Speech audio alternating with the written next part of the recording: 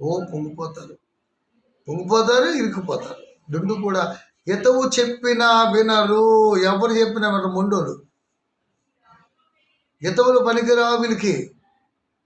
జాగ్రత్తలు వాళ్ళకి వాళ్ళు అనుకుంటారు నేను జాగ్రత్తగా ఉన్నాను, కానీ జాగ్రత్తగా ఉండరు. ఎన్నోసార్లు చెప్పినా సరే వినరు. జాగ్రత్త, భయం. జాగ్రత్తగా ఉంటే భయం అనేది ఉండదు.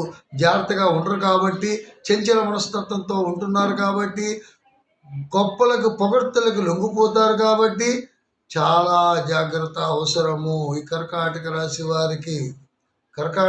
వారికి ఎంతంటే తొందరగా బోల్తా పడిపోతారు, మాయలో పడిపోతారు, అనవసరమైనటువంటి ఇబ్బందులు పాలైపోతారు.